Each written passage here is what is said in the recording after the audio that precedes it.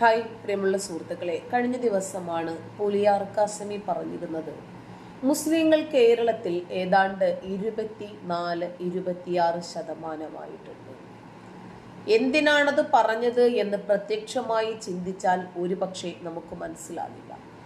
പരോക്ഷമായി വരികൾക്കിടയിലൂടെയുള്ള ഇത്തരം സൂചനകൾ മനസ്സിലാക്കാൻ ഒരുപാട് യൂണിവേഴ്സിറ്റികളിൽ ഒന്നും പോയി ഡിഗ്രി എടുക്കണ്ട. നമ്മളിനി ആരുടെയും അടിമകളല്ല. നമുക്ക് സ്വതന്ത്രമായും സ്വസ്ഥമായും നമ്മുടെ മതനിയമങ്ങൾ പ്രാവർത്തികമാക്കി ഇവിടെ ജീവിക്കാൻ ഏതാണ്ട് സമയമായിട്ടുണ്ട്. അതിനുള്ള സൗകര്യങ്ങൾ നമ്മൾ ബയോളജിക്കലി പെറ്റുപെരുകി നേടിയിട്ടുണ്ട്. കാര്യം മനസ്സിലായില്ലേ? അപ്പോൾ കുറച്ചുകൂടി നമ്മൾ സാധാരണഗതിയിൽ ഇവർ അത്രയ്ക്കൊന്നും വേണ്ട, ഭൂരിപക്ഷമായിട്ടില്ലെങ്കിൽ പോലും ഇവർ ഇസ്ലാം മത രാഷ്ട്രവാദം ഉന്നയിക്കും. അത് തന്നെയാണ് ഈ മലപ്പുറത്ത് കഴിഞ്ഞ ദിവസം കണ്ടത്. ഞങ്ങൾക്ക് +1 സീറ്റ് കുറവാണ്, അതുകൊണ്ട് ഞങ്ങൾക്കൊരു സംസ്ഥാനം തന്നെ വേണം. വിദ്യാഭ്യാസത്തെ എതിർത്തിരുന്ന ഇവർ ഇന്ന് വിദ്യാഭ്യാസത്തിനു വേണ്ടി ഈ രാജ്യത്തെ, ഈ നാടിനെ വീണ്ടും പിളർത്തണം എന്ന രൂപത്തിലേക്ക് എത്തിയിട്ടുണ്ട്. പാകിസ്ഥാൻ വിഭജിച്ചു പോയിട്ട് എന്ത് സംഭവിച്ചു? അഫ്ഗാനായി, ബംഗ്ലാദേശായി. അതുപോലെ ഈ രാജ്യത്തെ ഇവർക്ക് പിളർത്തിയത് കൊണ്ടൊന്നും മതിയാകുന്നില്ല. ഇനിയും ഈ നാടിനെ പിളർത്തണം എന്ന അവകാശവാദവുമായിട്ടാണ് അവര് ഇപ്പോൾ രംഗത്തുള്ളത്. അതിന്റെ ഭാഗമായി ഒരുപാട് വസ്തുതകൾ നമ്മൾ കാണുന്നു. ഇപ്പോൾ കണ്ണന്റെ ചിത്രം വരച്ച് പോപ്പുലറായ പെൺകുട്ടിയാണ് ജസ്ന സലീം. ഒരു പക്ഷേ ജസ്നയെ അറിയാത്ത ആളുകൾ സോഷ്യൽ മീഡിയ ഉപയോഗിക്കുന്നതിൽ വളരെ കുറവായിരിക്കും. നരേന്ദ്രമോദിക്ക് അടക്കം അതുപോലെ ഒരുപാട് സിനിമാ താരങ്ങൾക്ക് കണ്ണന്റെ ചിത്രം വരച്ച് നൽകിയിട്ടുണ്ട്. ഗുരുവായൂരിൽ ശ്രീകൃഷ്ണ ജയന്തിക്കും മറ്റുമൊക്കെ 100 കണക്കിന് ചിത്രങ്ങൾ സ്വന്തം കൈപ്പട കൊണ്ട് തന്നെ വരച്ചു നൽകുന്ന ഒരു പെൺകുട്ടിയാണ്. ആ ജസ്ന സലീമാണ് കഴിഞ്ഞ നാളുകളിൽ മുഴുവനും സോഷ്യൽ മീഡിയയിൽ വൈറലായിരിക്കുന്നത്. ഒന്ന്, അവർ ഹണി ട്രാപ്പുകാരിയാണെന്നും, 2, അവരുടെ ഭർത്താവിൻ്റെ പേര് അരുൺ എന്നാണ്.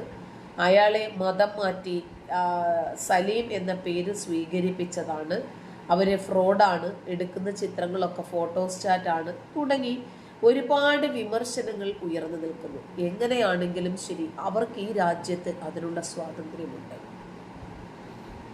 അവർക്ക് കണ്ണന്റെ ചിത്രം വരച്ച് വരച്ചു കഴിഞ്ഞാൽ ആ ചിത്രം അവരുടെ മാത്രം സ്വന്തമാണ്. ആ ചിത്രം എത്ര രൂപയ്ക്ക് വിൽക്കണം എന്നതും അവരുടെ മാത്രം തീരുമാനമാണ്. അവരെടുക്കുന്ന എഫേർട്ടിനനുസരിച്ചിട്ടായിരിക്കും ആ ചിത്രത്തിന്റെ പൈസയും അതിനൊരു മൂല്യം അവരിടുന്നത്. അപ്പൊ ആ വിലയെ സംബന്ധിച്ച് അത്രയ്ക്കൊന്നുമില്ല, വേണ്ടാത്തവര് വാങ്ങിക്കണ്ട. അവരുദ്ദേശിക്കുന്ന വില കൊടുത്ത് വാങ്ങാൻ സാധിക്കുന്ന ആളുകൾ മാത്രം അവരെ സമീപിച്ചാൽ മതിയാകും. ആരെയും ഒരു വടിയെടുത്ത് അടിച്ച് പിന്നാലെ നടന്നിട്ട് മര്യാദയ്ക്ക് ജസ്നയുടെ ചിത്രം വാങ്ങിച്ചോ എന്ന് ആരും പറഞ്ഞിട്ടില്ല.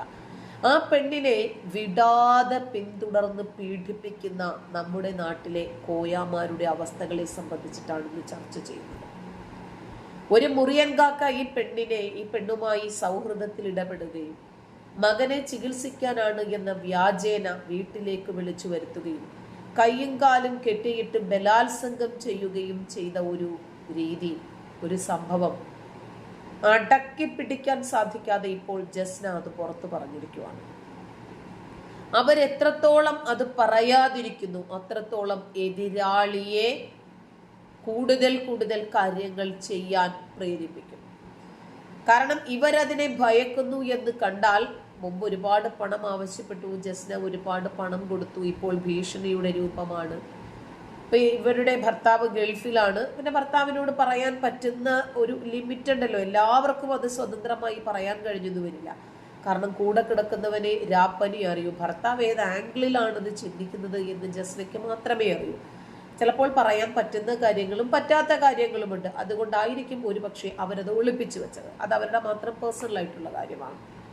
ഈ മുറിയന്മാർക്ക് കൃഷ്ണന്റെ ചിത്രം വരയ്ക്കുന്നു എന്നതിന്റെ പേരിൽ ഈ ജസ്ന സലീമിനോട് ഇത്രയധികം വിരോധം തോന്നേണ്ട കാര്യം എന്താ ഉണ്ടോ? അവർക്ക് ഇഷ്ടമുള്ള തൊഴില്, അവർക്ക് അറിയുന്ന ഒരു തൊഴില്, അവരത് ചെയ്ത് ജീവിക്കുന്നു.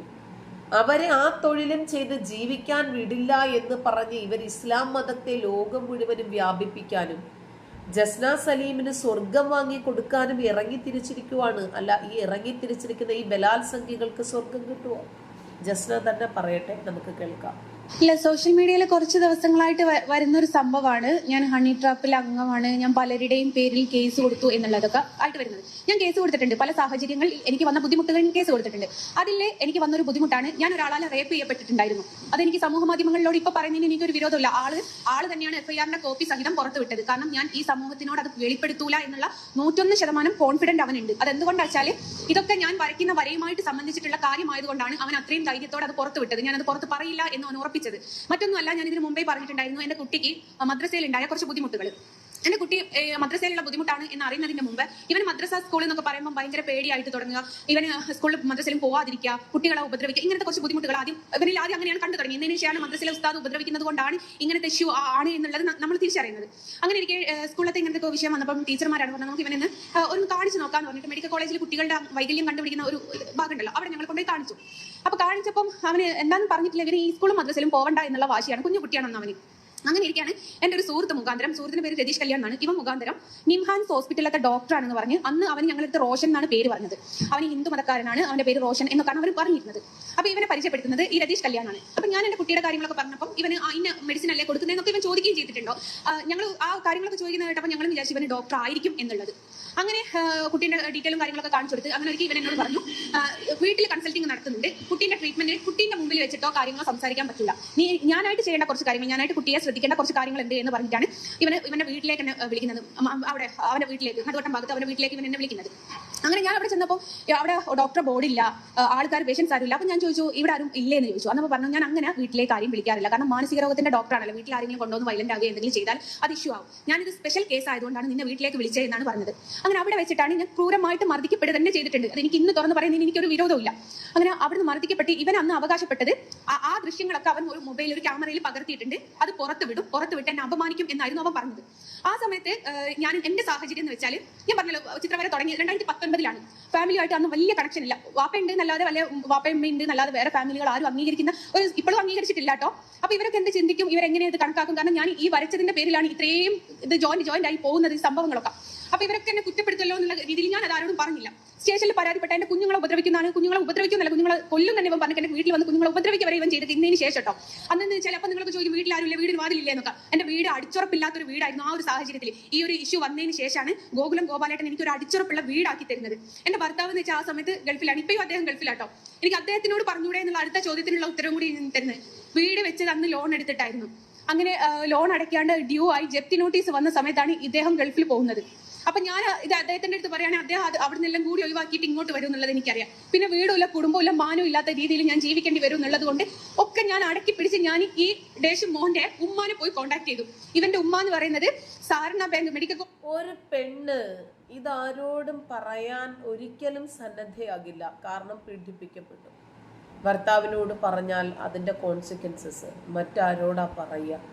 ആരോട് പറഞ്ഞാലും ഇന്നത്തെ മിത്രം നാളത്തെ ശത്രുവായി മാറും. പിന്നീട് അവരുടെ നാവിനെ ഭയക്കണം. അപ്പൊ ഈ പെണ്ണൊരുത്തി കണ്ണന്റെ ചിത്രം വരച്ചു എന്നതിന്റെ പേരിൽ അനുഭവിക്കേണ്ടി വന്ന ത്യാഗങ്ങൾ എന്താണ് ഒന്ന് ആലോചിച്ച് നോക്കിക്കേ.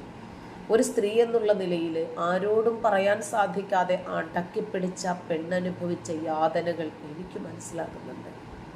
കോളേജിന്റെ അടുത്ത് സാധാരണ ബാങ്കിലാണ് വർക്ക് ചെയ്യുന്നത്. നിങ്ങൾക്ക് ആർക്കെങ്കിലും ഇതിന്റെ സത്യം അറിയണമെന്നുണ്ട് 2019 അവിടുത്തെ മെഡിക്കൽ കോളേജിലെ സാധാരണ ബാങ്കിന്റെ CCTV ദൃശ്യങ്ങൾ നോക്കിയാൽ മനസ്സിലാവും. ഞാൻ ആ സ്ത്രീയുടെ കാല് പോയി പിടിച്ച് പറഞ്ഞിട്ടുണ്ട്, ഇങ്ങനെയൊക്കെ ഉപദ്രവിച്ചു, ഇനിയും മുന്നോട്ട് ഉപദ്രവിക്കും എന്നാണ് ഇവൻ പറയുന്നത്. എനിക്ക് ആരുമില്ല, എനിക്ക് കൂടില്ല, കുടുംബമല്ല, എനിക്ക് 2 മക്കളേ ഉള്ളൂ, ഭർത്താവ് ഗൾഫിലാണ്, എനിക്കൊന്നും ചെയ്യാൻ പറ്റൂല, എന്നെ ഒന്ന് സഹായിക്കുന്നു പറഞ്ഞ ആ സ്ത്രീയുടെ കാല് പിടിച്ച് ഞാൻ കരഞ്ഞു. ഏതൊക്കെ രൂപത്തിൽ ഈ പ്രശ്നം കോംപ്രമൈസിലാക്കാൻ ശ്രമിക്കാമോ അതൊക്കെ അവർ ശ്രമിച്ചു. ഒടുവിൽ പോലീസ് സ്റ്റേഷനിൽ കേസ് കൊടുത്തു. അപ്പോഴും ഇവൻ ബ്ലാക്ക് മെയിൽ ചെയ്തു, പണം തട്ടിച്ചു. അപ്പം ജസ്ന ഇവന് ചോദിച്ച പണം നൽകിക്കൊണ്ടിരുന്നു. അപ്പം പിന്നീടാണ് ഇത് മുന്നോട്ട് പോയാൽ കൂടുതൽ പണം ഇവൻ ആവശ്യപ്പെടും എന്ന് മനസ്സിലാക്കി പോലീസിൽ കംപ്ലൈന്റ് കൊടുക്കുന്നത്. അങ്ങനെ ജസ്ന കൊടുത്ത കംപ്ലൈന്റിന്റെ പൂർണ്ണ രൂപമായിരുന്നില്ല കോടതിയിലെത്തിയത്. കാരണം ഇവർക്ക് ഒരുപാട് ആളുകളുണ്ട്. അപ്പോൾ ഈ ഉമ്മയുടെ കാല് പിടിച്ച് ജസ്ന കരയുന്ന സമയത്ത് ഈ പയ്യന്റെ ഉമ്മ പറയുന്നത് എൻ്റെ മോനൊരു സൈക്കോയാണ്, അവനോട് എന്ത് പറഞ്ഞിട്ടും കാര്യമില്ല, എൻ്റെ മോൻ ചെറിയ പ്രായം മുതലേ അങ്ങനെയാണെന്നാണ്. എന്നിട്ട് ഇന്ന് ഈ പെണ്ണ് ഒരു ഹണി ട്രാപ്പുകാരിയാണെന്നും ഹിന്ദുക്കളെ പറ്റിച്ച് ജീവിക്കുവാണെന്നും ഒക്കെ പറഞ്ഞ് എന്തെല്ലാം രൂപത്തിലുള്ള വ്യാജ പ്രചാരണങ്ങളാണെന്ന് നോക്കിക്കോ.